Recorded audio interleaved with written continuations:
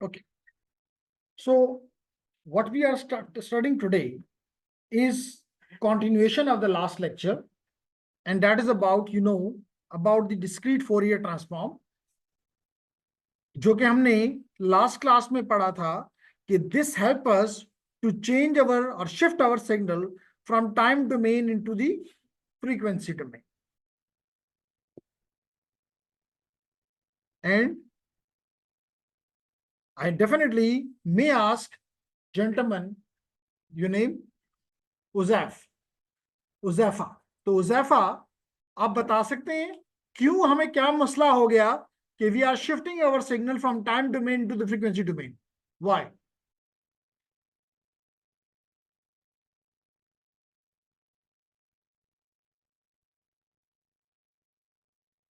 तो ये क्वेश्चन मेरा ये है, क्यों हम ये अपने लिए मुसीबत पाल रहे हैं? Why we are doing this?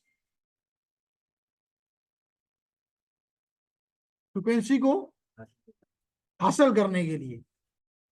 तो अगर फ्रीक्वेंसी में हासिल ना हो तो क्या मसला हो जाएगा?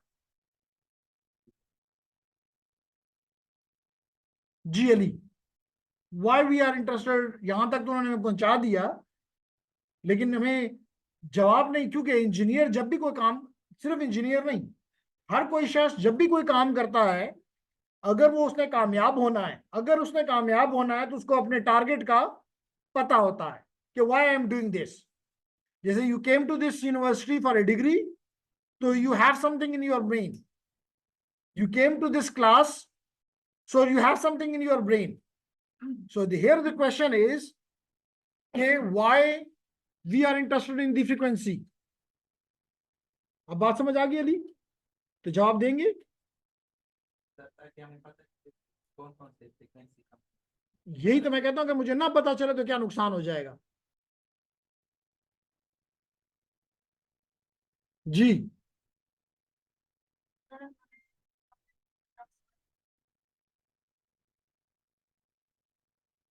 जी सिबा जी।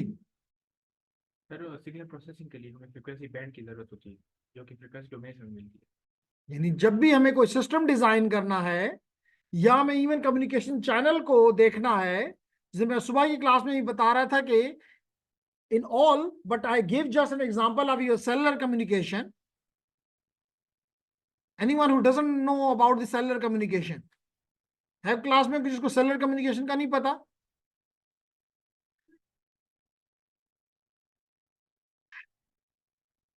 मोबाइल वाली communication, that is called cellular. Yes, this जी, this is cellular, what she said. The one which we use is called, the one which we are using for instance last 30 years, this type of communication is called cellular communication. ठीक है? जब आप अगले class में आएंगे तो फिर बताऊंगा कि इसको सेलुलर क्यों कहते हैं। इसमें अगर कोई कहता है मैं 1G पे हूं, तो कोई भी आप 1G पे नहीं है। कोई कहता है मैं 2G पे हूं, कोई कहता है मैं 3G पे हूं, कोई कहता है मैं 4G पे हूं, कोई कहता है जी बड़ी जल्दी इंशाल्लाह 5G पे चला जाऊंगा। तो ये सब क्या है, थोड़ा थोड़ा अगली क्लास में, अगले सेमेस्टर में बताऊंगा। लेकिन इस वक्त मेरा मकसद ये है इसको सिर्फ नाम लेना, क्योंकि एवरीवन इज यूजिंग। तो आपको पता है कि there are 5 companies in Pakistan which are giving you this cellular communication. Now, each company has bought a certain bandwidth, a certain list of frequencies. Now, they must know what frequencies they have bought because they have paid. तो लाजमी है कि इनकी ये frequency कोई और इस्तेमाल ना करे और ये किसी और की ना इस्तेमाल करें, otherwise they can not operate in Pakistan. देन जो इन्होंने फ्रीक्वेंसी ली है, अब वो इन्होंने अपने यूजर्स को देनी है, तो यूजर्स को भी उस फ्रीक्वेंसी पे लाना है। तो अगर मुझे पता ही नहीं है कि फ्रीक्वेंसी क्या है, तो मैं किसी को किस तरह लाऊंगा? दैट द रीजन हमें उसके मुताबिक अपने चैनल को, अपने पाथ को, इन अदर वर्ड डिजाइन करना होता है, अपने इक्विपमेंट को डिजाइन करना होता है। तो that the reason it is must for us to know the frequency of a signal. अब बात समझ आ गई? जी हाँ अली, देखिए ना, मिसाल के तौर पे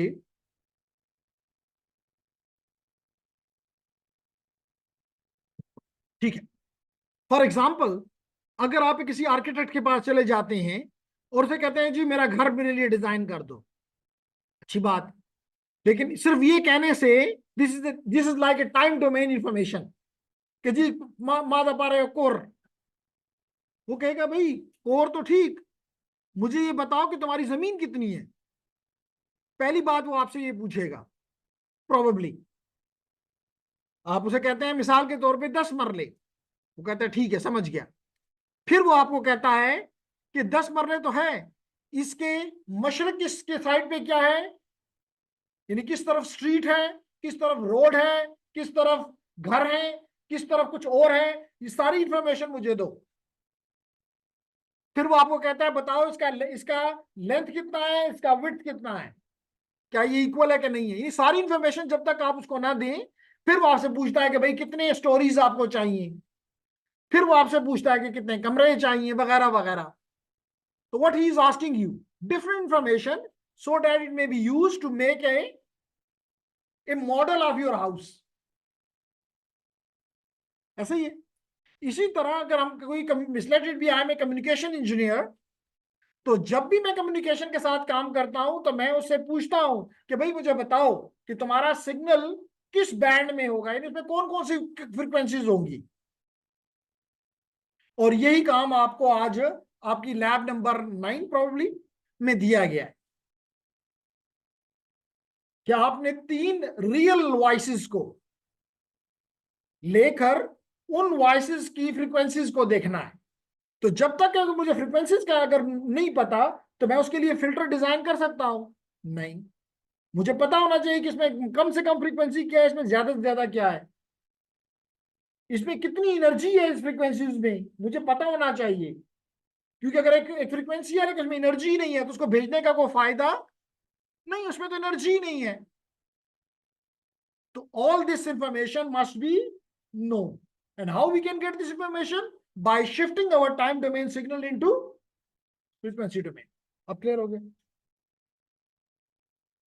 कभी भी क्वेश्चन है तो करो। क्लियर? Okay nice.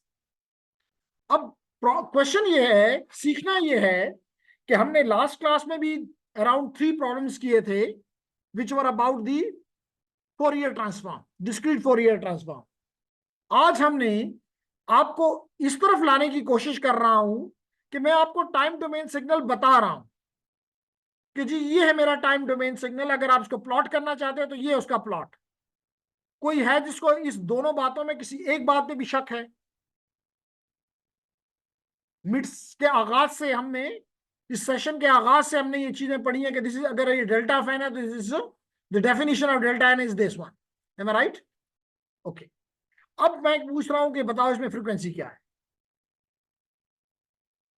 क्या पूछ रहा हूं? फ्रीक्वेंसी क्या है मुझे ये बताओ।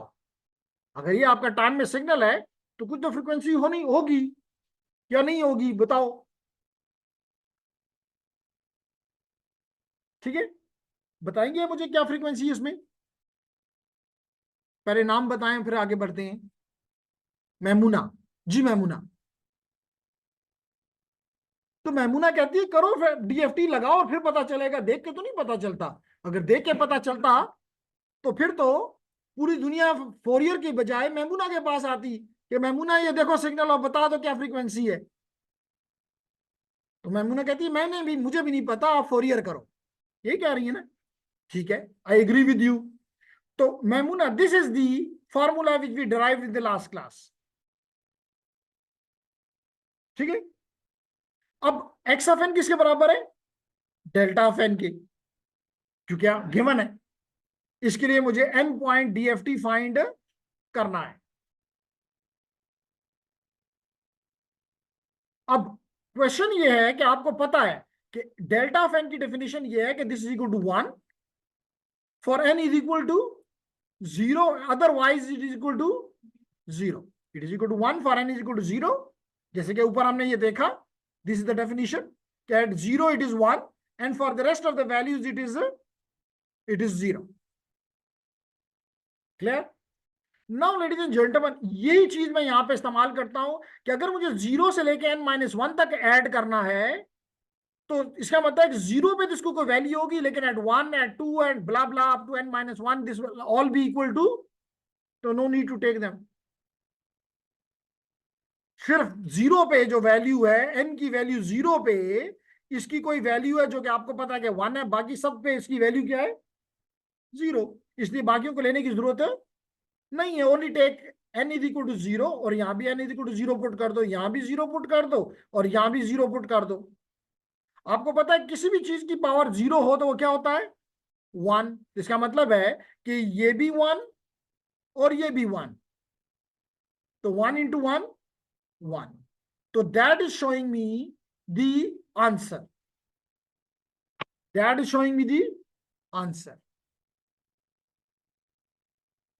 लेकिन as a mathematician might be, or as a lay student of science, maybe I may be happy J I got the answer।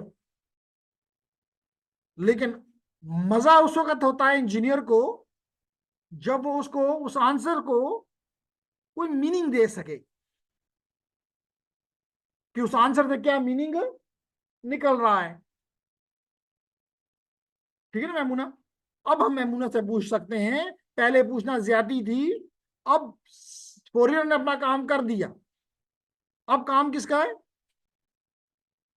सब कह रहे हैं मैमूना का है। तो क्या कह रहा है जी? अब आंसर क्या बोल रहा है? 1। 1 से क्या पता चला? तो क्या फ्रीक्वेंसी है इसमें?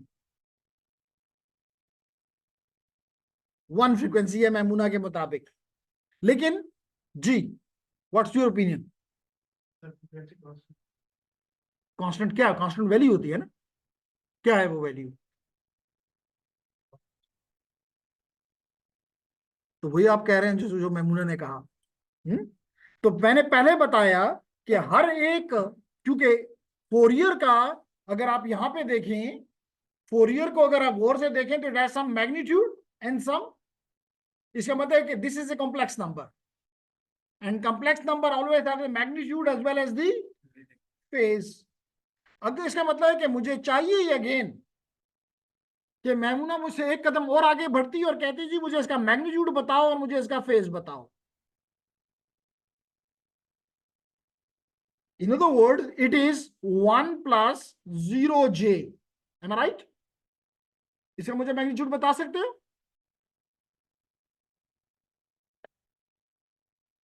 अगर एफिसी पड़ी है तो पहले वाले का स्क्वायर प्लस दूसरे वाले का स्क्वायर इज द मैग्नीट्यूड, और दैट इज इक्वल टू 1। इसका मतलब है जो आप कह रहे थे कि फ्रीक्वेंसी 1, वो तो मैग्नीट्यूड 1 है। अब आओ फेज पे या फ्रीक्वेंसी पे, तो फ्रीक्वेंसी और phase is equal to tan inverse b by, the b value is 0 divided by 1, तो it mean 0, tan inverse 0, and tan inverse 0 is 0। इसका मतलब है इसका फेज 0 है, इसकी फ्रीक्वेंसी, जब फेज 0 है तो इसका फ्रीक्वेंसी 0 है। इसका मतलब ये डीसी वैल्यू है, ये डीसी। तो अगर मैं इसको यूं प्लॉट करूं अब, तो this is the magnitude of x of के 1, 0 पे 1, अभी आपने निकाला 0 पे 1, और इसका फेज क्या है? 0 पे 0 और बाकी कुछ नहीं। क्लियर? नहीं, कांस्टेंट तो हुई, लेकिन अगर मिसाल के तौर पे अगर मैं इस ग्लास में पानी और भी डाल दूं और ये चेंज नहीं करता, फिर भी ये कांस्टेंट है, और भी डाल दूं और फिर ना चेंज करूं, फिर भी ये कांस्टेंट है। कांस्टेंट की वैल्यू मैंने आपसे पूछा, आपने कहा 1, वो 1 नहीं थी। You got it? समझ आ गई अब कि अब मैमूना ने देखना है। मैं बार बार इस कोर्स के शुरू से कह रहा हूं कि मैथ्स बोलता है। वो अलग बात है कि हमारे हजारा के स्टूडेंट कहेंगे जी हमें पश्तो नहीं आती, लेकिन जवाब में आप उसको ये कहते हैं गग नाराजी। कौन है यहाँ पे हजारा का? गग नाराजी का क्या मतलब होता है? नहीं पता? है कोई गजारा का जो उसको पता हो? गग नाराजी जी,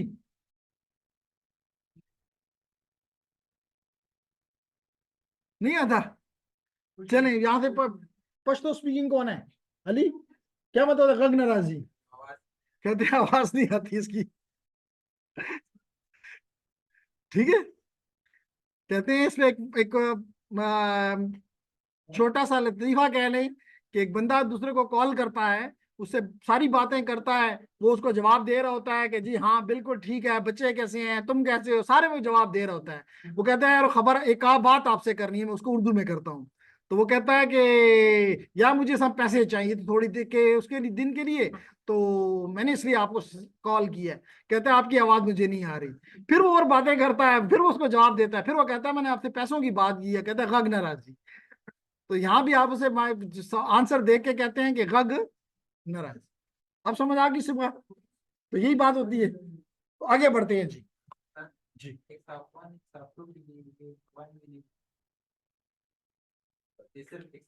सिर्फ एक्स ऑफ जीरो पे। इसलिए मैंने देखिए प्लॉट करके भी आपको बताया कि एक्स ऑफ जीरो पे वन है और बाकी सब पे क्या है? कुछ नहीं, क्योंकि ये डिस्क्रीट है। मैंने बताया था कि डी टी एफ टी इस्तेमाल होता है फॉर कंटिन्यूस टाइम, हम कंटिन्यूस टाइम में नहीं। ठीक। अब नेक्स्ट क्वेश्चन ये है जेंटलमैन कि आप पेन भी है, कागज भी है, बिस्मिल्लाह करें। और जी, क्वेश्चन ये है कि x of n is equal to, this not the question, this is x of n is equal to delta of. इसका मतलब कहने का मकसद ये है कि देखो टाइम में जब ये करते हो तो कुछ पता ही नहीं चलता, लेकिन जब इसके बाद, क्योंकि मैमूना के पीछे फिजा है, तो अब फिजा का नंबर इस एग्जाम्पल में चलेगा, उसके साथ भी कोई है, उसके बाद उसका भी चलेगा। जी फिजा। तो देखो क्या हुआ है, ये सिग्नल टाइम में क्या हो गया, शिफ्ट हो गया है। ये सिग्नल पहले जो कि for example N is equal to zero पे था, अब ये सिग्नल कहां पे आ गया? N is equal to N not पे, which is equal to one. तो this is your delta of N minus N not. इसमें का बताओ कि इसका फ्रीक्वेंसी डोमेन में ले जाकर क्या असर होता है? शाबाश।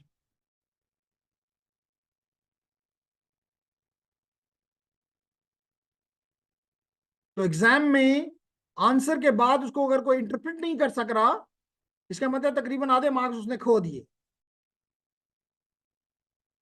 तो मेरे लिए आंसर इतना इंपॉर्टेंट नहीं है, मेरे लिए उसकी इंटरप्रिटेशन ज्यादा इंपॉर्टेंट है कि आपको उससे आप करेगा हासिल क्या करोगे। ठीक है।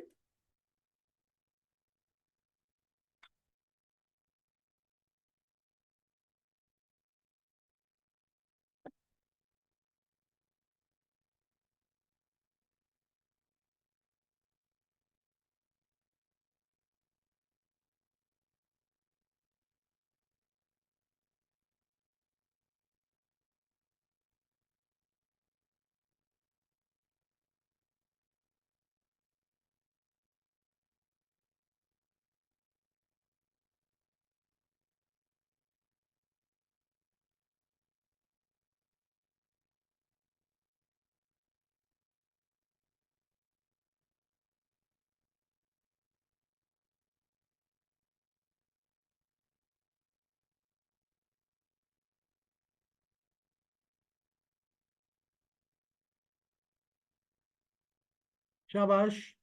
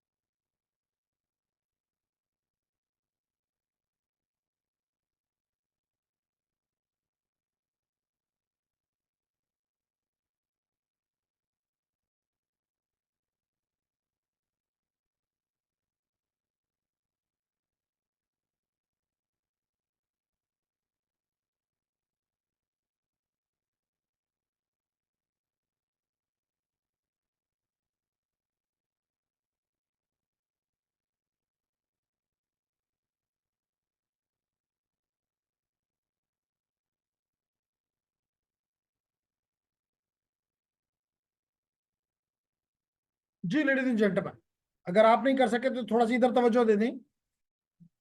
हमने कहा कि कहां तक पहुंचा? ओके, तो हमें कहा गया कि एक्स ऑफ एन, ये यहाँ पे तो कोई शक नहीं है। हमने इसका प्लॉट भी आपको दिखा दिया, इसमें भी कोई शक अगर है किसी को तो शक तो बात करे।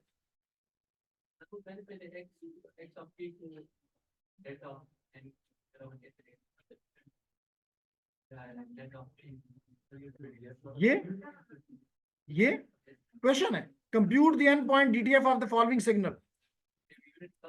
जी, तो अब आपका सवाल ये बदल गया कि आपका सवाल ये बदल गया कि जी अब आपका सिग्नल जो है वो ये आपका सिग्नल शिफ्टेड इंपल्स है। क्लियर? अब यहां भी हमें कोई मसला नहीं होना चाहिए, क्योंकि और क्यों मैंने 0 से n तक लिया? बिकॉज मुझे कहा गया है ऊपर के n पॉइंट, मुझे क्वेश्चन में कहा गया है कि n पॉइंट डीएफटी फाइंड करो। कितना? n point. अगले में 4 पॉइंट कहूंगा, 8 पॉइंट कहूंगा, मेरी मर्जी। यहां पे आ जाए जी, यहां पे मैंने x ऑफ n की जगह उसकी वैल्यू पुट कर दी, इससे कोई फर्क नहीं पड़ता। अब अगर आप थोड़ी सी तवज्जो दे दें, इसका मतलब है कि n यहाँ पे 0 होता है ना, डेल्टा ऑफ 0, इसका मतलब n minus N not is equal to, इसका मतलब n is equal to n not. इसका मतलब कि this signal is available only at n not and not available any other way. क्यों हुज़ैफा? इसका मतलब है कि signal is only available at n not having a value of 1, otherwise it is 0। Okay, अगर ये है तो मैं यहां पे लिख देता हूं, ये मैंने यहां पे इसकी डेफिनेशन लिख भी दी कि delta of n minus N not is equal to 1 when n is equal to, otherwise it is equal to 0। इसका मतलब कि जहां n है वहां पे मैं n नॉट पुट कर दूं, और यहां पे जब डेल्टा ऑफ n नॉट किया तो डेट इज इक्वल टू 1। इसका मतलब यहां पे मैंने कर दिया डेल्टा ऑफ n नॉट, और यहां पे कर दिया e minus J 2 pi k divided by capital N into n की बजाय n नॉट। अब आपको पता है कि this is value is equal to as per the definition 1, और यहां पे अगर आप देखें तो this is the simple answer. अब अगर आप गौर करो, पहले it has a magnitude as well as the phase angle, तो शिफ्ट पे क्या चीज पैदा हुई? एंगल। इसका मतलब जब भी सिग्नल को डिले करोगे टाइम में, तो फ्रीक्वेंसी डोमेन में क्या चीज नजर आएगी? फेज। ये बात आपको कम्युनिकेशन वाला टीचर ज्यादा बेहतर तरीके से इसको इस्तेमाल करेगा। मैंने इसको एक्सप्लेन, अब मैंने उसको बता दिया कि what it is showing you, वो इसको इस्तेमाल करेगा। क्यों सिपका? तो this is showing me and you know what it is, E J theta, E minus J theta, which is equal to cos theta minus j sin theta, and this theta represents the phase and the frequency। cos को आप you ही लिखते हो ना, cos 2 पाई f0 plus सम phi, तो this f0 represent the frequency and this represent the phase। तो पता ये चला कि जब आप टाइम में किसी सिग्नल को शिफ्ट देते हो तो it gains an angle in the frequency domain. तो कितना आसान क्वेश्चन था, सिर्फ आपने जवाब देना नहीं वो किया, फिजा बच गई। कहती है बस आगे बढ़ा ही नहीं तो क्या सवाल पूछो। क्लियर? Now clear? आपके साथ कौन है? लाइबा। लाइबा, अगला क्वेश्चन जो है वो आपके लिए है सबके लिए, लेकिन एक एक बंदे को वो कर रहा हूं। X of n is equal to a of n, where n value is from 0 to n minus, वही n पॉइंट्स हो गए। n पॉइंट डीएफटी फाइंड करना है, तो ये क्वेश्चन बड़ा इजी है अगर उन लोगों के लिए जिन्होंने लास्ट क्लास ली हुई है। जी वही नहीं ली।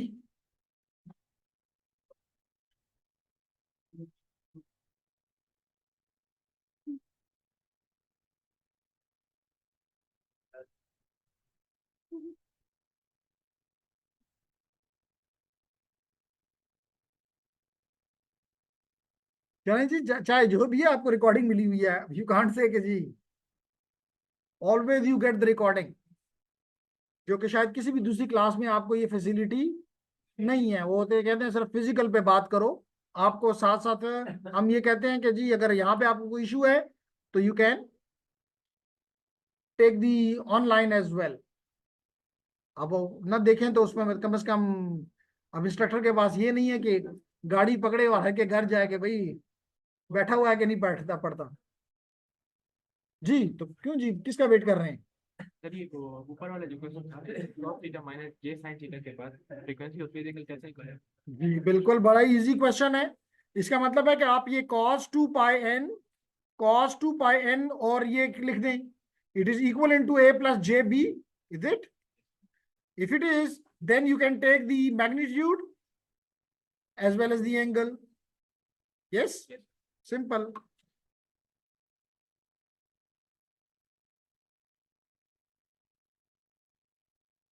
आप क्यों नहीं कर रही? कॉपी नहीं है तो आने की क्या जरूरत थी? ये कह रहा हूँ लैपटॉप तो बाद की जरूरत है, पहले तो कॉपी और पेन की जरूरत होती है।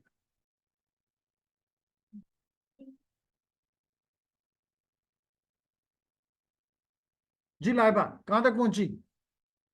कर रही? ओके।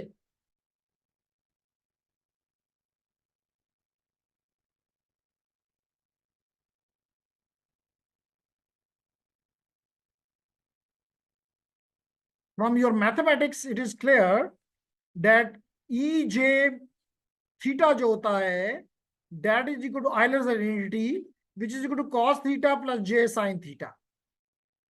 तो अब यहाँ थीटा की जगह आपकी क्या क्या लिखा हुआ है? 2 पाई k n not divided by n, तो वो यहाँ पे आ जाएगा। तो ये बन जाएगा a plus iota B.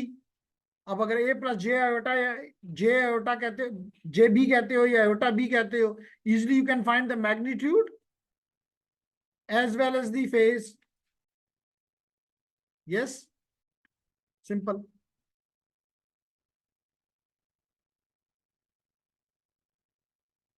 Last class में मुझे किसने हेल्प आउट किया था इस मसले के लिए? फिजा ने। बिल्कुल बताओ फॉर्मूला। बिल्कुल बताओ कौन सा मसला है? a पावर a ब्रैकेट में r पावर में n minus 1 divided by r। हैं? इसलिए कहा था कि को के ग्रुप पे दो ताकि बाकी भी देख लें। शायद नहीं, यहाँ शायद वाली बातें नहीं है, यहाँ यकीनन वाली बातें हैं। जी देखें इस साइड पे, ladies and gentlemen, again this is your X of N which is equal to A की पावर एन। अब ये भी ए की पावर एन रखता है और ई भी पावर एन रखता है, दोनों को मैंने एक ही में बंद करके और एन की पावर ले ली। अब यहां से काम शुरू हो जाता है फिजा का। फिजा ने हमें लास्ट क्लास में बताया था कि अगर अगर कोई भी समेशन हो फ्रॉम n1 टू n2, जबकि इस केस में n1 की वैल्यू क्या है? 0 और n2 की वैल्यू क्या है? n-1, capital n-1। तो हमें फिजा ने बताया था कि a की पावर n-1 माइनस a की power n2 plus 1 divide by 1 minus a where a is not equal to 1। if a is not equal to 1। अब यही formula, this is my a, I may call it the base. Base की power ये minus base की power upper plus 1 divide by 1 minus base. तो अब देखो ये base की पावर n1 क्या है? 0, फिर base upper power plus 1 divided by 1 minus base. तो ये 1 और 1 कैंसल, जान छूट गई। यहां पे a की पावर बेस की पावर 0 इज 1, ये n बाकी रह गया, n इसको भी मिलेगा और n इसको भी मिलेगा। n इसको मिला तो a की पावर n, और इसको मिलेगा, तो ये n डिनोमिनेटर में n और ये न्यूमरेटर में n कैंसल आउट हो जाएंगे। What we left behind 2 pi के। अब अगर इसको 2 पाई के को प्लॉट करो, 2 पाई के को प्लॉट करो, तो always it will be here, क्योंकि अगर k की वैल्यू 0 है, k की वैल्यू 0 है तो इट इज हेयर। अगर k की वैल्यू 1 है तो 2 पाई, अगर k की वैल्यू 2 है तो 4 पाई, 3 है तो 6 pi, and so on. So always it is here. So it always have a value of, if it is here, तो आपको बताया कि 2 पाई के का मतलब है cos 2 पाई के माइनस j sin 2 पाई के। आपको पता है कि यहाँ पे cos की वैल्यू 1 होती है और sin की वैल्यू 0 होती है, sin 0 0। तो यहाँ पे इसका मतलब है कि this is equal to 1 and this is equal to 0। तो देखिए मैंने इसलिए यहाँ पे इसकी जगह 1 लगा दिया, क्योंकि ये है 1 माइनस 0 विच इज 1। तो ये आ जाएगा 1 माइनस a की power n divide by 1 minus this thing. Okay, यही मैंने बताया कि ये 1। तो this is your answer. This is showing you a n point DFT of the signal which is this one. कितना इजी क्वेश्चन था, सिर्फ बस एक अगर ये याद होता तो that was a piece of cake. Clear? Next जी, अब क्वेश्चन ये है कि कहा जा रहा है आपको कि आप सिर्फ 4 पॉइंट DFT करो, n पॉइंट नहीं। अब फिक्स कर रहा हूं n, सॉरी 4, n की वैल्यू क्या है 4। और क्वेश्चन ये है कि find the DFT of A sequence x of n where x of n is equal to 1 when n is greater or equal to 0 and less than or equal to, otherwise it is a 0।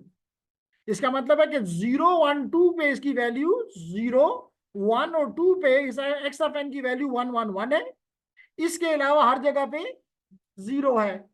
इसलिए 3 की value यहां लिखना जरूरी था मेरे लिए, कि उसने मुझ पे ये पाबंदी लगाई कि n की वैल्यू कितनी लोगे 4। तो ये हो गया 0 1 2 3, ये टोटल 4 हो गए। क्लियर? ओके, अब अगर ये बात क्लियर है लेडीज एंड जेंटलमैन, तो आपका फॉर्मूला ये है x ऑफ k का, DFT का।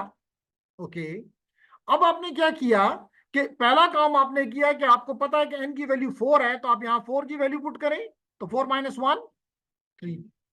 यहां पे भी n की वैल्यू 4 है, 4 पुट कर दें। क्लियर हो गया? ओके, अब यहां पे जब आपने किया तो समेशन इज, n की समेशन है 0 से 3 तक। तो इसका मतलब पहली वैल्यू यहां पे आ जाएगा x ऑफ 0 और e की पावर 0 विच इज 1। फिर x ऑफ 1 और n की वैल्यू 1 है तो यही चीज आ जाएगी। फिर n की वैल्यू 2 है तो ये 2 आ गया। फिर n की वैल्यू 3 है तो 3 आ गया। हो गया? तो this is your x of k, this is your x of. अब k की वैल्यू कहां से कहां तक जा रही है 0 से 3 तक, तो पहली वैल्यू k की 0 पुट कर दो। तो जहां जहां k है वहां पे 0 पुट कर दो, तो यू विल गेट e की पावर 0 1, e की पावर 0 1, e की पावर 0 1। अब आपको पता है कि x ऑफ 0 की वैल्यू क्या है, x ऑफ 1 की वैल्यू क्या है, x ऑफ 2 की, x ऑफ 3 की 0। बस वही मैंने पुट कर दी 1 1 1 and 0। So just you add and get the that at 0 it has a magnitude of 3, which means that DC at 0 frequency mean DC the magnitude is 3। फिर अगली value क्या put करूंगा k की 0 के बाद 1। बिल्कुल ठीक कहा आप लोगों ने। ये देखें जी, मैंने 1 के लिए करने की कोशिश कर रहा हूं, एंड ये है जनाब, मैंने उसी तरह जहां जहां के की वैल्यू 0 पुट की थी वहां 1 पुट कर दी, जहां जहां 0 पुट की थी वहां 1 पुट कर दी। तो यहां पे क्या आ गया e की पावर पाई बाई 2 और e की पावर पाई। तो again cos pi by 2 minus sine pi by 2, cos pi minus sine pi. तो अगर आप अगेन थोड़ी सी तवज्जो दें, जो कि आपने देनी तो नहीं लेकिन खैर है, मैं कहने में तो फर्क नहीं पड़ता ना। तो अगर पाई बाई 2 करूं और माइनस पाई बाई 2 है, इसका मतलब it is lying here, -π/2 is here, ऐसा ही है ना, -90। अब यहां पे कॉस की वैल्यू यहाँ पे 1, यहाँ पे -1, साइन की पहली वो यहाँ पे 1, यहाँ पे -1। इसका मतलब है कि यहाँ पे साइन की वैल्यू क्या आ जाएगी, -1, और कॉस की 0। cos π/2 कैलकुलेटर आपके पास है, 0 है। इसी तरह अगर पाई पे देखो, कलर चेंज कर लेता हूं, अगर पाई पे देखो तो pi is here, pi is कहां पे, -π हेयर, -π इज -180। यहां पे मैंने भी बताया कॉस की वैल्यू -1 होती है और साइन की 0। तो देखो साइन को 0 कर दो और कॉस को 1 कर दो, बस ये वैल्यूज पुट करो और आंसर आ जाएगा कि जी the value of x at 1 is equal to -j, क्योंकि ये 1 है तो 1 इंटू -j बिकम्स -j। बात समझ आ रही?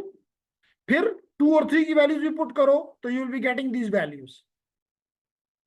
अब आप इसको एक ब्रैकेट में अगर लिखना चाहो तो x ऑफ 0 पे, x of k equal to 0 पे 3, 1 पे -j, 2 पे 1 और 3 पे j। अब मैंने बताया कि हर वैल्यू का मैग्नीट्यूड भी होगा और फेज भी होगा। तो ये तो कांस्टेंट है, मैग्नीट्यूड 3, फेज 0। ये अगर देखें तो -j, इसका मतलब magnitude is 1 and phase is -π/2। फिर 1 है तो मैग्नीट्यूड 1, फेज 0। ये j है यानी यहां पे है, तो मैग्नीट्यूड 1, फेज π/2। तो अब आप एक उसमें लिख दें मैग्नीट्यूड्स और दूसरे में लिख दें फेजेस। एक में लिख दें मैग्नीट्यूड्स, दूसरे में लिख दें फेजेस और उनको प्लॉट कर दो यूं। मुश्किल है ना? इजी क्वेश्चन जी। क्लियर? अब आते हैं लेडीज एंड जेंटलमैन कि जो किया अब इसको उल्टा भी करना चाहिए, जिसको कहते हैं इनवर्स डीएफटी। कि अगर आपको फ्रीक्वेंसी में सिग्नल दे दिया जाए और कहा जाए कि इसको टाइम में बताओ कैसा है, तो लाजमी तौर पे अगर आप टाइम से फ्रीक्वेंसी में ले जा सकते हो तो वापस लाना भी आना चाहिए, and that is called inverse discrete Fourier transform. Inverse discrete Fourier transform.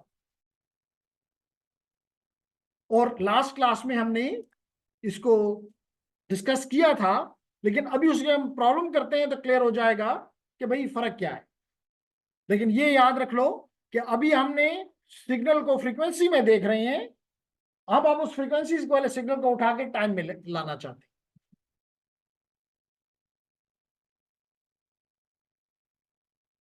Clear? Now is the, इसका मतलब यह है कि सबसे पहले तो ये हमें नजर आ रहा है कि this is 6, this is -2 + 2j, -2 and -2 -2j। इसका मतलब कि 4 वैल्यूज हैं, 0 1 2 3, तो n की वैल्यू क्या है, 4। ये फार्मूला हमने लास्ट क्लास में पढ़ा था, 1/n, 0 to n - 1 and so on. Clear? Okay, अगर ये क्लियर है तो फिर तो कोई इशू ही नहीं है। n की वैल्यू पुट कर दो, n की वैल्यू पुट कर दो, x of k into j 2π divided by 4 kn। सिर्फ हमने जहां जहां पे n था उसकी वैल्यू 3 जगहों पे पुट कर दी। अब सिंपली क्या यहां पे बता रहा है, कहता है जहां जहां k है वहां पे 0 से लेकर 3 तक पुट कर दो। तो पहली वैल्यू आपने पुट कर दी k की वैल्यू 0, और यहां भी k की वैल्यू 0, तो e की पावर 0 1 प्लस 1 पुट कर दें k की वैल्यू, यहां भी k की वैल्यू 1 पुट कर दें तो दिस। फिर आप k की वैल्यू 2 पुट कर दें और यहां भी 2 पुट कर दें k की वैल्यू। फिर k की वैल्यू 3 और 3, तो ये हमारा समेशन का साइन जो है वो खत्म हो गया। अब क्या है, n की वैल्यू कहां से कहां तक है, 0 से 3 तक। तो आप पहली वैल्यू पुट कर दें n इज इक्वल टू 0। 0 तो इंक्लूड है, 0 ये किसने कहा? ऊपर n is less। 0 is included, 0 is included, ठीक। Okay, now here is the gentleman, जब मैंने जीरो पुट किया, एन की वैल्यू जीरो पुट करें, ई की पावर जीरो, ई की पावर जीरो, ई की पावर जीरो, तो ये तो हो गया वन.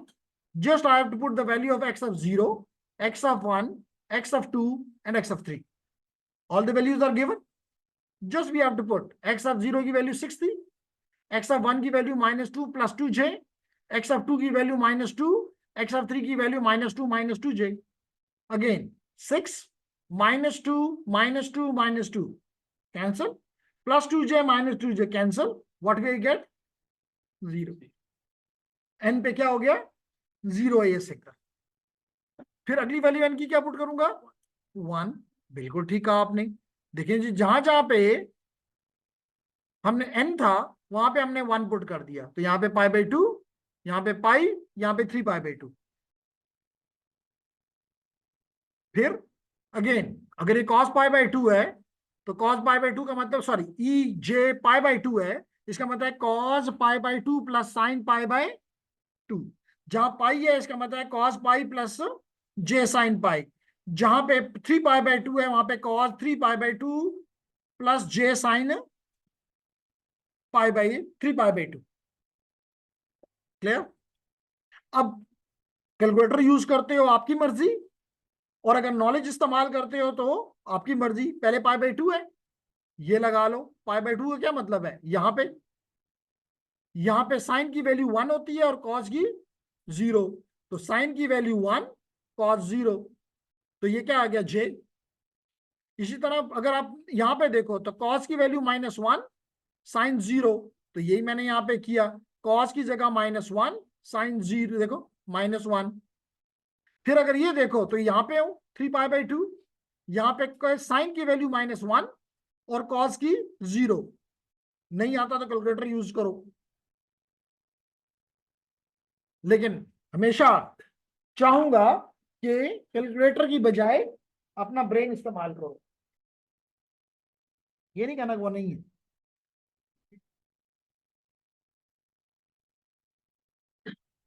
हाँ, ये भी नहीं कहना कि मम्मा कहती थी कि इस्तेमाल करोगे तो खत्म हो जाएगा.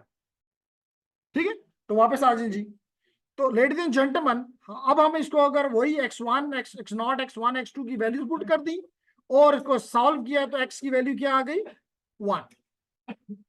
इसी तरह 2 पुट किया तो आपके पास 2 आ जाता है, और 3 पुट किया, अभी ये समझाना जरूरी नहीं है, 3 पुट किया तो ये आ गया. तो you get a time domain signal as 0 1 2 3, and you can show it by a diagram and a plot in sketch as well, that it is at 0 it is 1, at 1 it is 2, 1 it 0 पे 0, sorry 0 पे 0, 1 पे 1, 2 पे 2, 3 पे 3. बेहतर है कि यहाँ पे एरो भी लगा दें ताकि अगले क्लियर हो कि ये 0 वैल्यू है, 0 पे 0 है. Clear everyone? ठीक है. अब लेडीज एंड जेंटलमैन, हम आते हैं इसकी 2 प्रॉपर्टीज की तरफ. अल्दो अगर मैं इसमें इतना ज्यादा इस टॉपिक में इंटरेस्टेड ना होता, तो तकरीबन ये सारी चीजें हमने लास्ट क्लास में की हुई हैं, और फिजा ने मैसेज करके उसके ऊपर स्टैंप लगा दी कि जी सबको आता है. ठीक है, लेकिन मैंने इसलिए कराया कि that is a very very important part in DSP. तो अब मैं इस डीएफटी की 2 प्रॉपर्टीज आपके साथ शेयर करना चाहता हूं. पहली प्रॉपर्टी ये है लेडीज एंड जेंटलमैन, कि देखना ये है कि क्या डीएफटी यानी फोरियर ट्रांसफॉर्म लिनियरिटी को फॉलो करता है कि नहीं करता. एंड जेंटलमैन, योर नेम माजली. तो माजली साहब बता सकते हैं कि लिनियरिटी किसे कहते हैं?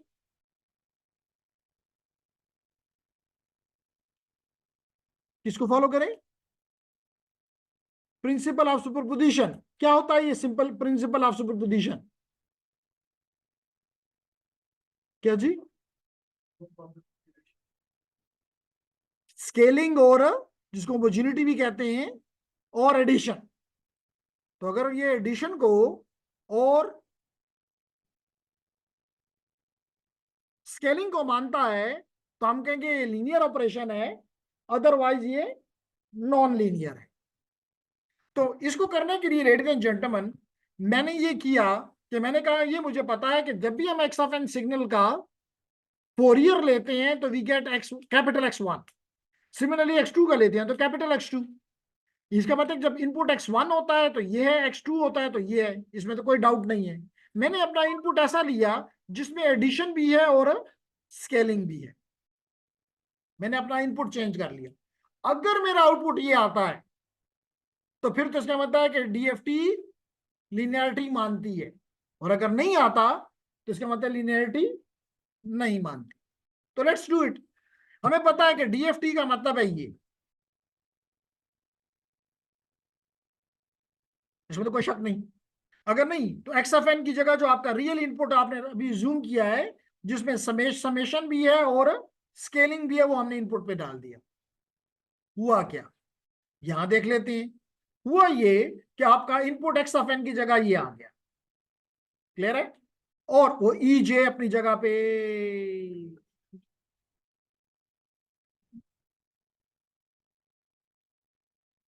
सर ये सारा लेक्चर जो रिकॉर्ड होंगे नहीं, रिकॉर्ड वो मौजूद है, नेट मौजूद है, तो रिकॉर्डिंग चल रही है, और जब बंद भी होगा तो ये सारा रिकॉर्ड हो जाएगा।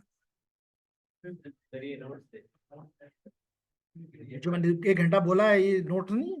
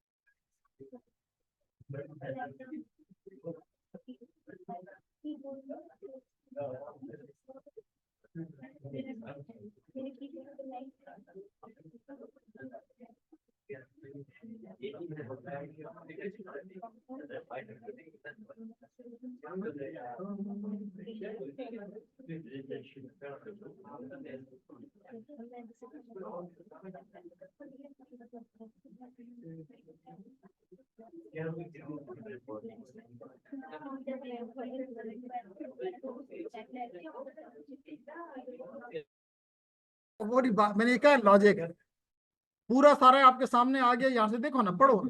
पढ़ते तो फिर भी नहीं हो, कहते हो कि जी ज्यादा से ज्यादा मेरे लिए हलवा बनाओ, तो that is something not acceptable.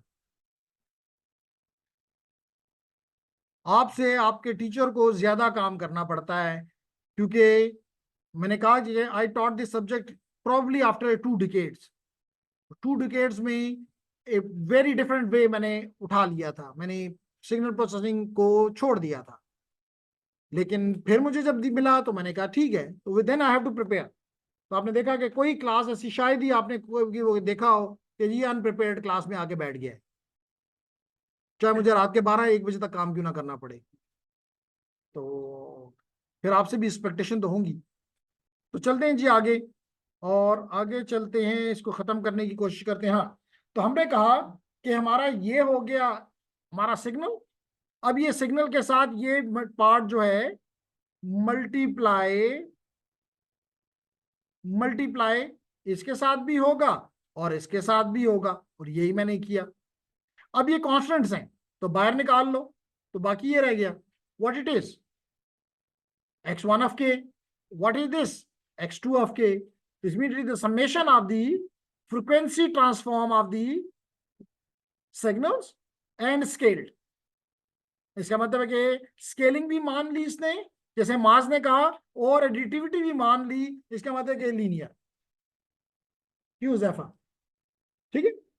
अगली चीज जो मैंने कहा आपके साथ डिस्कस करनी है, that is about the periodicity. That is about the periodicity. Gentleman बताएंगे पीरियोडिसिटी क्या होती है?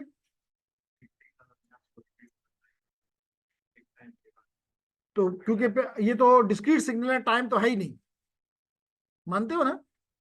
तो फिर periodicity in the discrete signal कैसे डिफाइन करोगे? एक खास सैंपलिंग। जी जेंटलमैन, एक खास इंडेक्स के बाद अपने आप को रिपीट करेगा।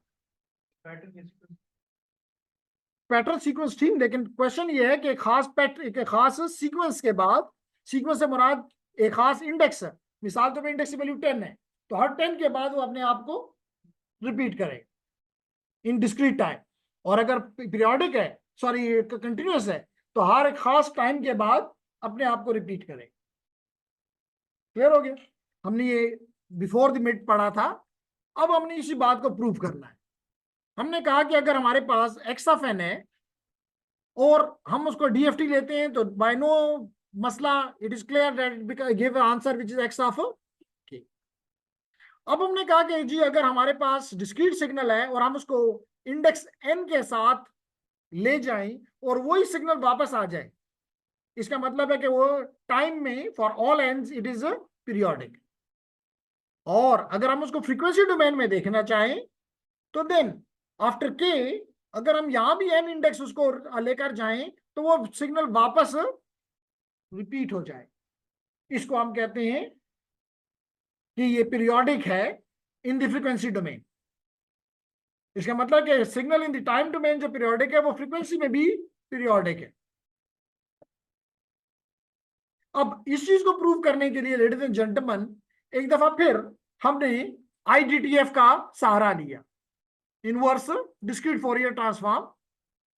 और जहां पे भी एन था वहां पे मैंने एन प्लस कैपिटल एन लिख दिया।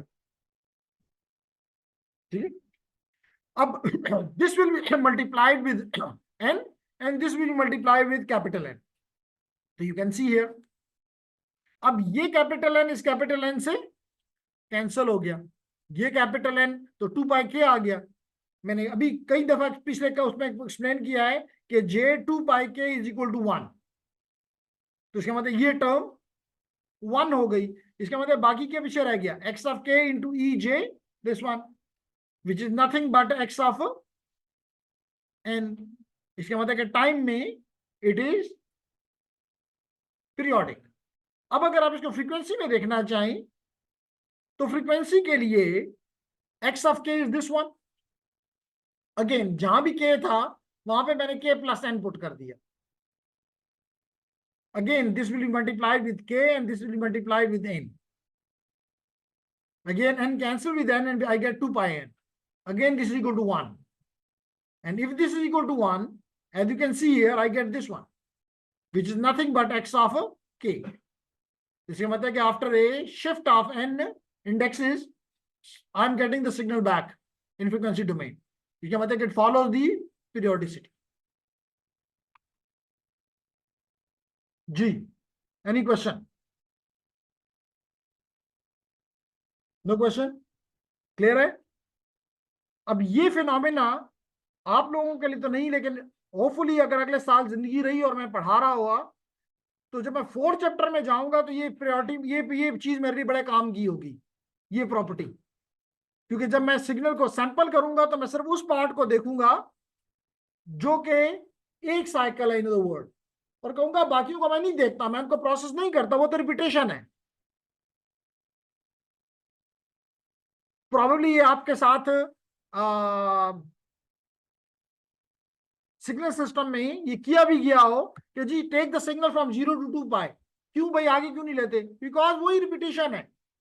2 पाई to 4 पाई सेम है, 4 पाई to 6 पाई सेम है, minus pi two pi same है, तो क्यों ले रहे हो? That be called the periodicity. Clear हो गया? Is there any question? ठीक है, तो इसको मैं रिकॉर्डिंग को क्लोज कर देता हूं।